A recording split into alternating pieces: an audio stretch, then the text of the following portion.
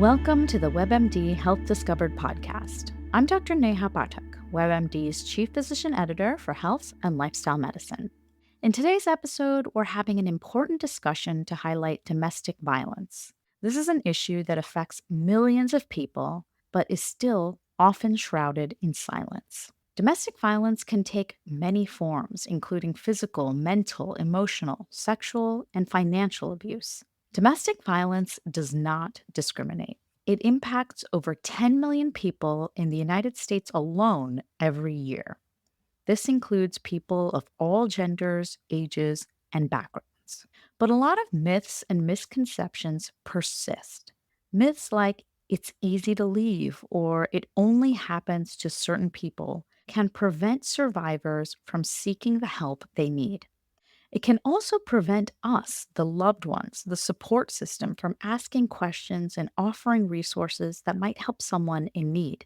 Understanding the cycle is key to recognizing when someone needs our help and understanding how we can provide the support that our loved one needs.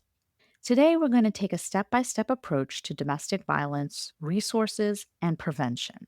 We'll also talk about the importance of open conversations around domestic violence, whether it's with your friends, family members, or even preparing your children. It's crucial to know how to approach these discussions with sensitivity and care, and how to offer a safe space for someone in our lives who might be affected. We'll highlight resources that are available for those in need and practical steps we can take if someone we know is experiencing domestic violence. And at the end of our episode, we'll discuss what you can expect when you call a domestic violence hotline. We're hoping that with this episode, we can work together to break the silence, support survivors, and foster a culture of awareness and prevention when it comes to domestic violence. Let me introduce my first guest, Lindsay Dearlove.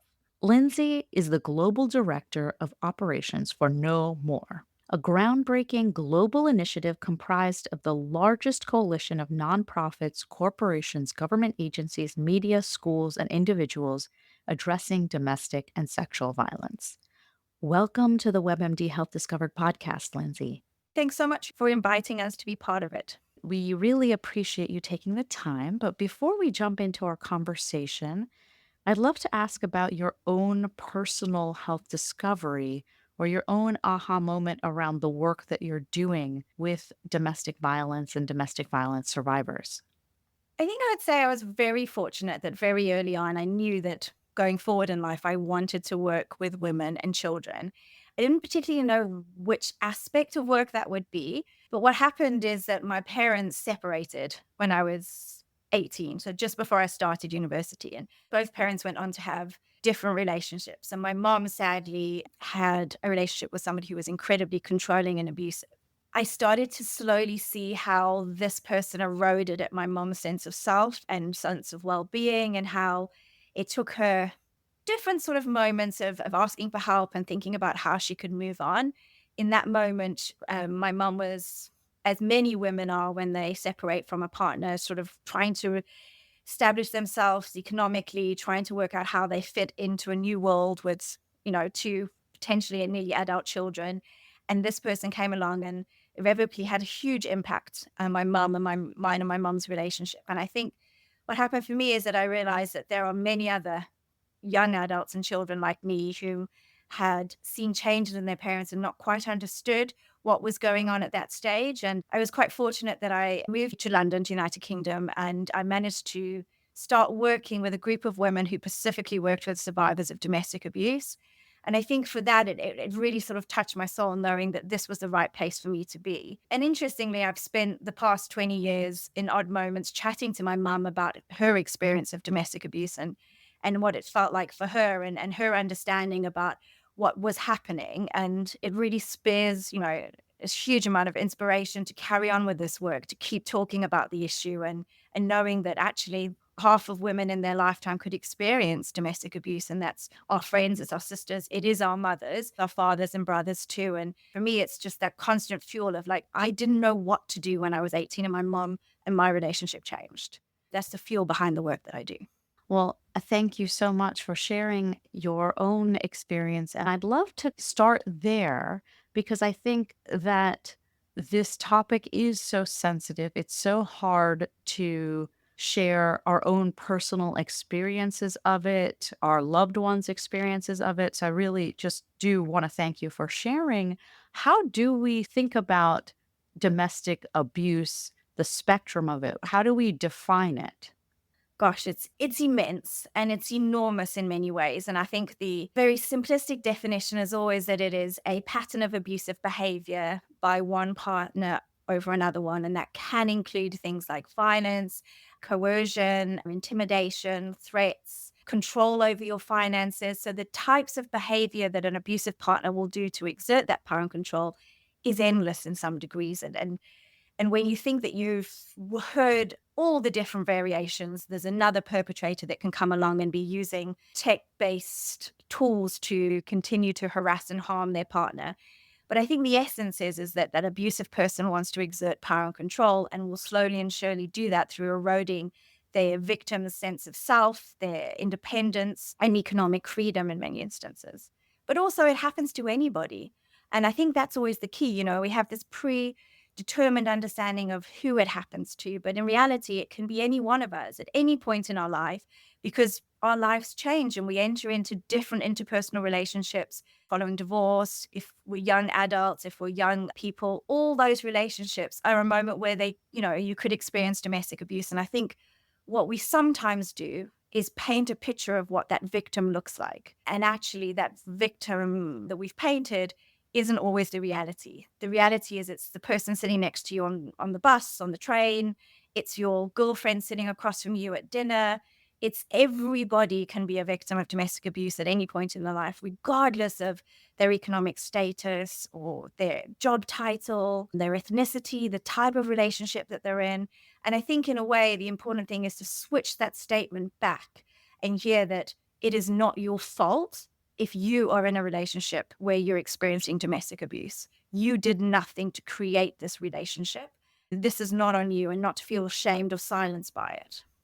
And that's really powerful. And I'm really curious about when you enter into a relationship, as you mentioned, there's no particular characteristic of someone that might experience this type of relationship. So oftentimes that to me would signal that you don't necessarily even recognize yourself as a victim early on potentially.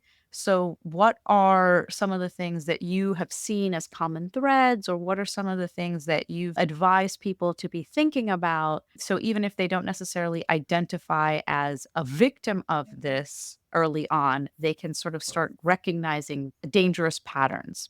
I think the first place to start with is that we never fall in love with an aggressive, violent, controlling, coercive person. We never do. Who we fall in love with is somebody who's charismatic, engaging, invested in us as people, probably the life and soul of the party, a great personality on the outside, looks phenomenal.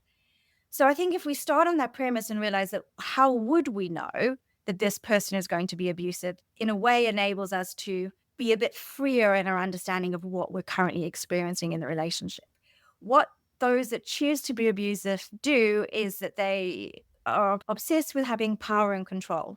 And so what they'll start to do is erode your sense of self by challenging what you think about yourself, challenging your relationships that you have with other people, and slowly eroding what you have in your life as your safety and your stability. And a lot of that is done under really, really sort of straightforward statements, which seem reasonable if you were to keep them out of the wider context of what you're experiencing. And so I think one of the first things I would always encourage everyone to do is don't date in isolation. Share with your closest friends, those that you feel safe to tell, who are you dating? What is this looking like? If you have concerns about some of their behaviors, share them. If you are that friend who your friend is confiding in, it's a difficult moment because on the one hand, you're sort of saying, well, I really want my friend to be happy and in a relationship because that's what they want. But on the other hand, you're the ultimate sounding board. And if you affirm that controlling, possessive behavior, you're in essence silencing that person from speaking out about this again. So the best thing to do if you're that friend or family member is challenge alongside your friend, about what's happening in the relationship. There's really interesting things you can say that don't feel accusatory, that are quite soft and quite kind. Like, do you feel that the relationship's going as quick as it should do? Do you feel a bit uncomfortable by the things that this person is asking you to do? Do you feel safe handing over all your passwords and your details? Why do you think he's asking you to share your location all the time? What is he saying to you to justify this switch in their behavior? And how much of his behavior, for example, is he blaming on you as the individual? Because all of those things, in a way, are quite early indicators of some form of possessive, toxic behavior from a partner. But will it go on to be full domestic abuse? We don't know. But at that early stage, those questions are really, really key. And I think as you move through the different stages of a relationship, your friends and family members become even more important in that.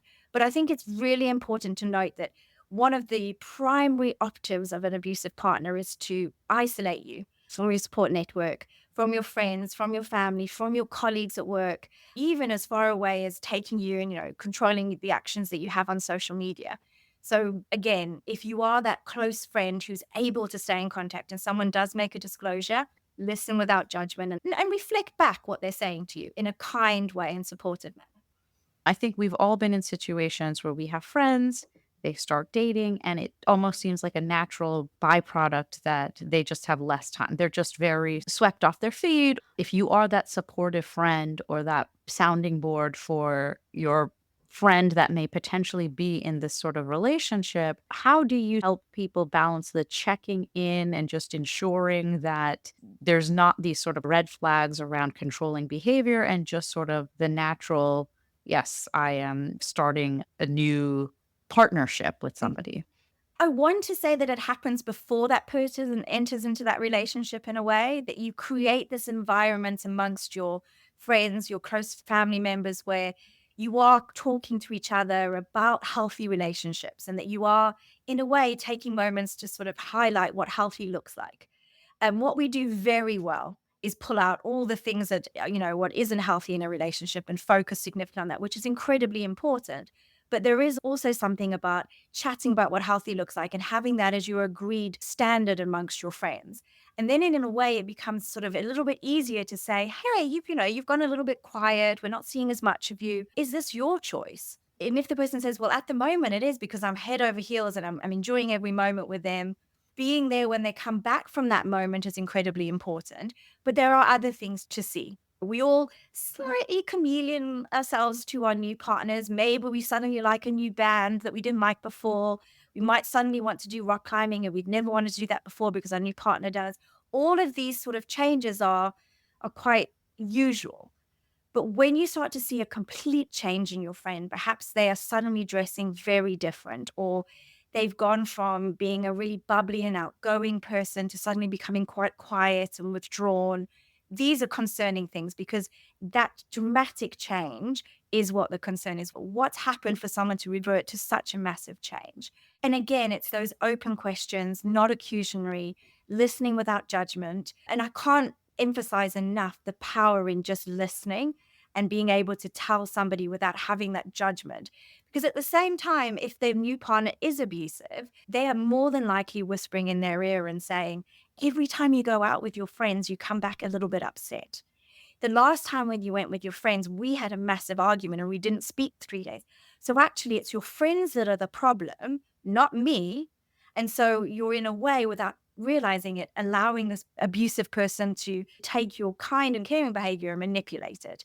So I would always encourage you to ask open questions and continue to be there. It's hard, but just continue to be that safe place and that constant for somebody if you are concerned. I'm also then curious about additional resources or moving on to what we often hear about the hotlines, the work that you do. When would you sort of recommend that to a friend? When should you start thinking about that yourself if you are in a relationship that you're concerned about? It's an interesting journey, in a way, for that moment of deciding when it's right for you to reach out to a specialist advocacy service. For some victims, they will say that they did it quite early on in the relationship and they spent a number of months talking to an advocate, designing their plan about how they would leave safely. and then working with them after they've left to continue to support that, their safety. So that journey is dependent, and most importantly, dependent on that survivor's needs and wants in that moment. So I would say there is never too early in a time to call an advocacy service to talk about what you're concerned about. They will be able to sort of give you some really interesting steps and things to consider about if you were wanting to move on from that relationship. But in the same instance, it's never too late to call an advocacy service. If something has happened and you found yourself fleeing your home, or your partner has been removed from the home because they've been arrested, that's the perfect time. It was the perfect time 2 days after that. It's never too late. Advocacy services across the US and around the world are all ready and waiting to respond to the needs of survivors. And whomever answers that phone is equipped and understanding and around what your situation is, and will be able to work with you to find the safest route and the one that's most suitable for you and your children.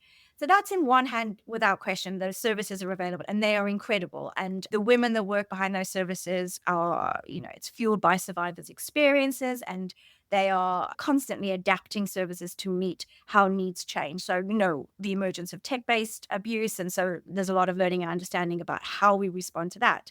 The other thing to consider is that anybody who's living in a relationship where domestic abuse is happening, they are constantly ensuring that they are as safe as they can be.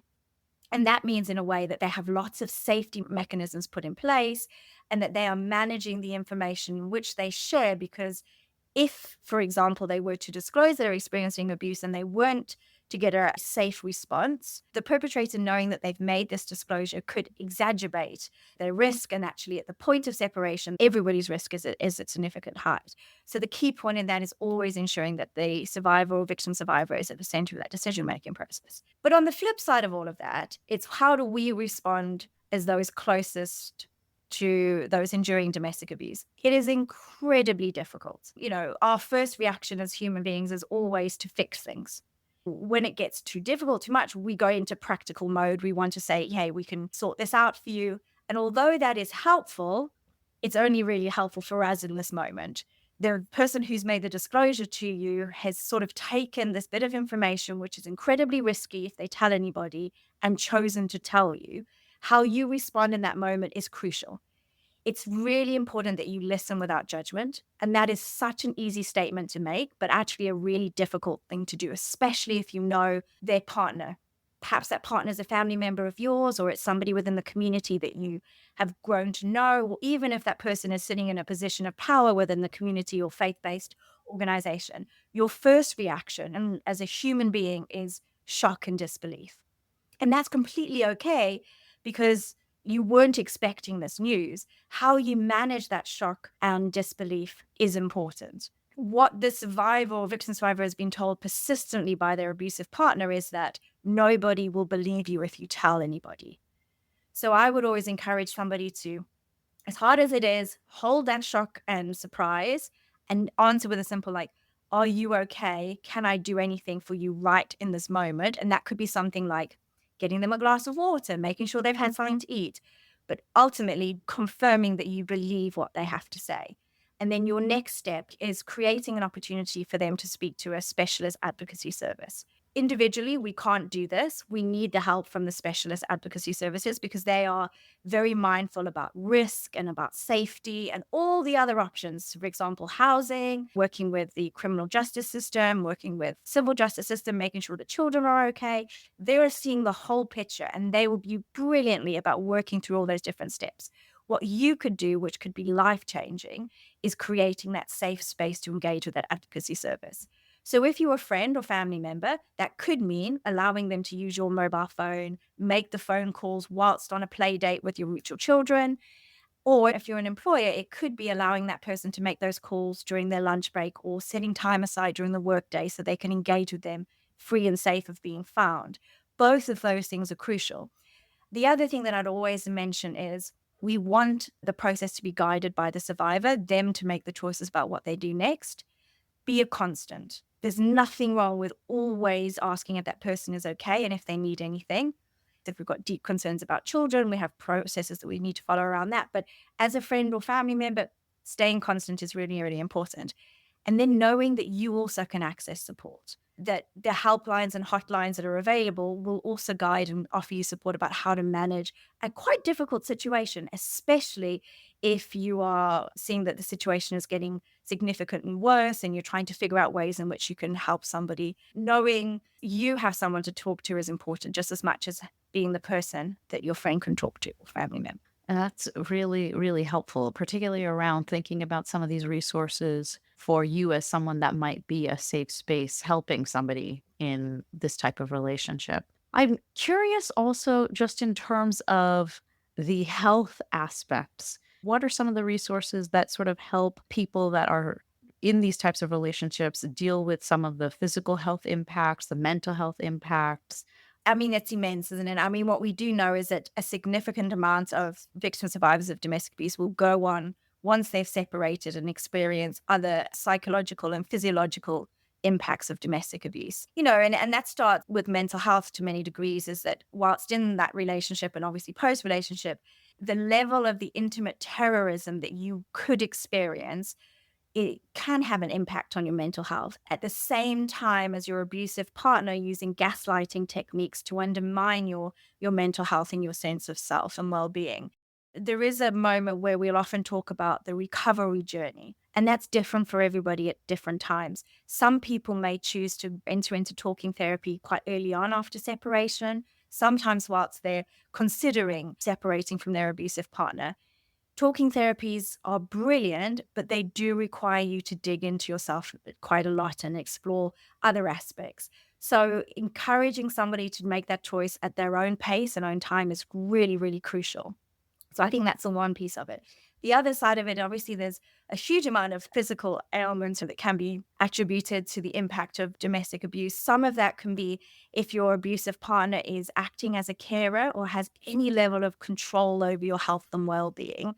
We know we have further concerns about what the caring capacity and what that could mean for you, having access to all the different forms of support that are available. The other piece is, we're learning more and more about traumatic brain injury, how that's having a further impact on survivors of domestic abuse. I think the most important thing to sort of say in this moment is that everyone thinks that domestic abuse ends at the point of separation. And so for leaving would mean everything that you're currently experiencing would stop. But the reality is that at that point of separation, risk is significantly higher. And the months, if not years, after separation are recovery. And there's a lot of challenges and things that you may face that will need to be overcome as a result of the domestic abuse that you've experienced. And you may not feel that they're linked until you finally get to the other, through that journey and you're on a different side of it and you're sort of saying, now I can see the connectivity of it. I would always say if you have a good primary care doctor that you feel comfortable and safe with, tell them what you've experienced. It's not a prerequisite, but sometimes it can be really helpful when you start talking about the other elements and, what you're going to the doctor about, giving the fuller picture. And, your experience in your interpersonal relationships is part of you, and it's okay to talk about it. I'd love it if you could talk us through all of the different broad variety of resources, because as you've mentioned, we have now tech-based potential patterns of abuse. We have what we think about in our minds when we think about domestic abuse. So, what are some of the resources that are available for victims and their supporters, their allies? So it's sort of an immediate response will always come from your hotlines or helplines, your national hotlines and helplines, or your statewide hotlines. The advocates that are sitting at the end of those phones will be able to work with you through all your different options, from housing, which could be moving into a women and children's shelter. It could be staying within your home and using legal remedies to secure your home and keep you safe within the home. For example, getting protection orders. The other thing that they can do is really support you through the legal journey, which could be getting a divorce, working through child contact, all of that good stuff.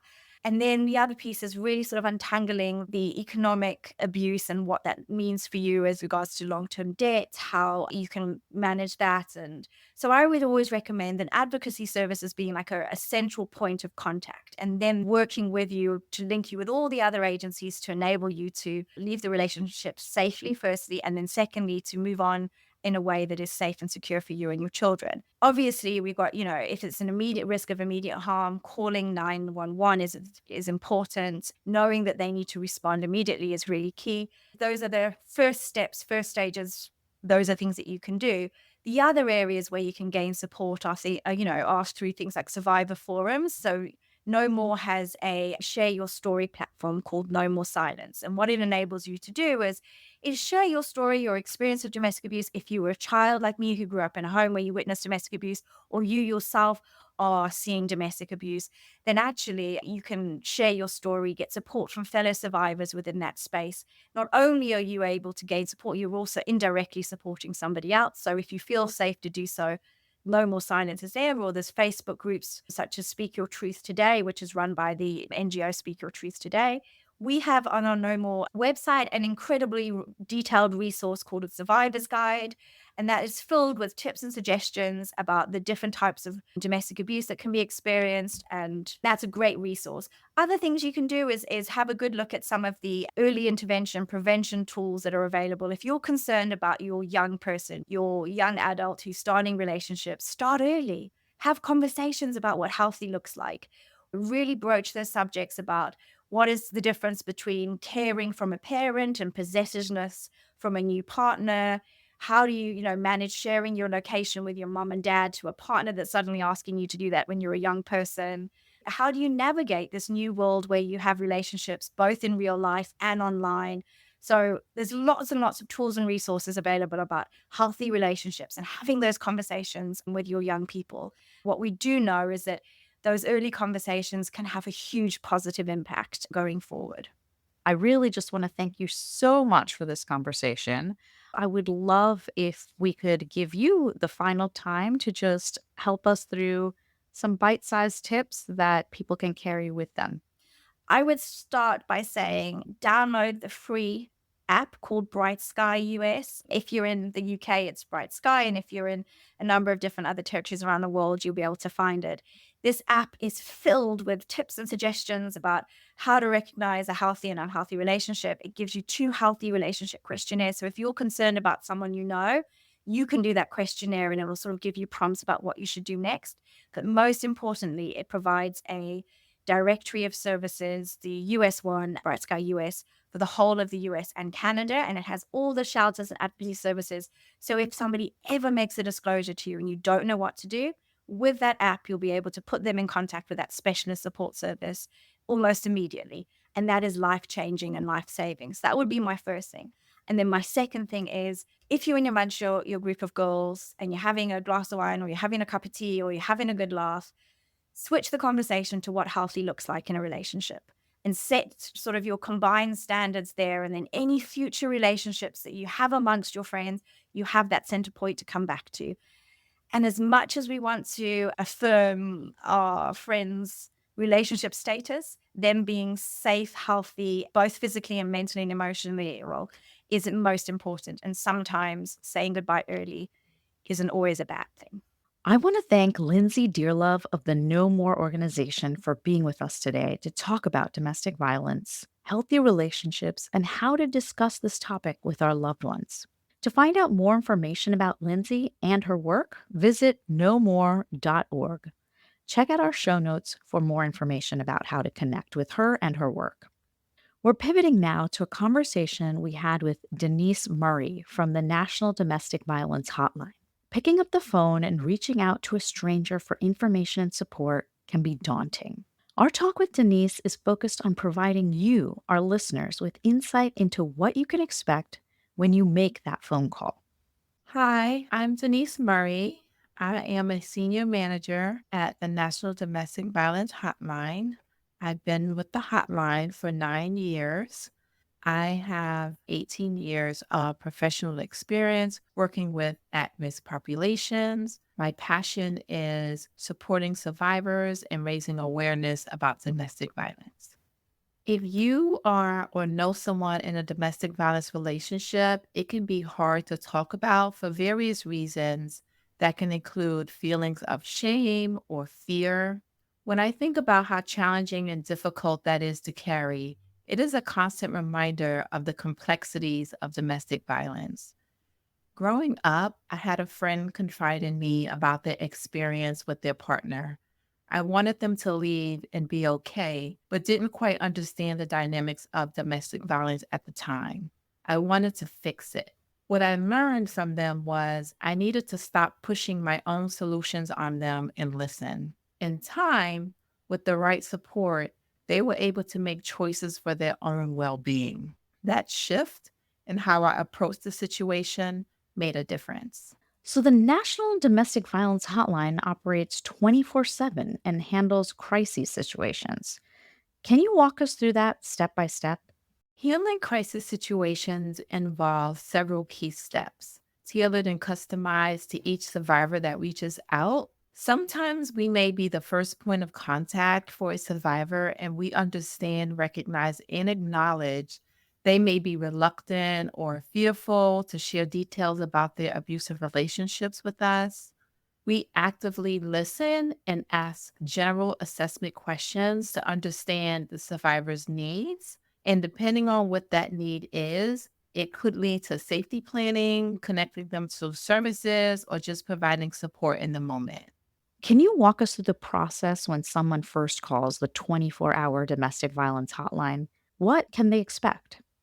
When a survivor contacts the hotline, they are immediately connected to a trained advocate who provides compassionate support and trauma informed care.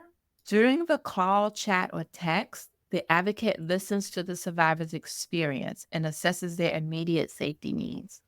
We provide information about available resources such as shelters, legal assistance, and counseling services. We also share tools and strategies to help the survivor regain control over their life and self care tips. Our priority is their safety and empowering survivors to make their own decisions instead of imposing judgments or directives by telling them what to do. This approach helps shift power back to the survivor, supporting them in making life changing choices that aligns with their needs and situation. You mentioned that the hotline doesn't tell survivors what to do, but instead focuses on empowerment. Can you explain how that works? What would you say in that scenario to empower them? We recognize that leaving an abusive partner isn't always the safest choice.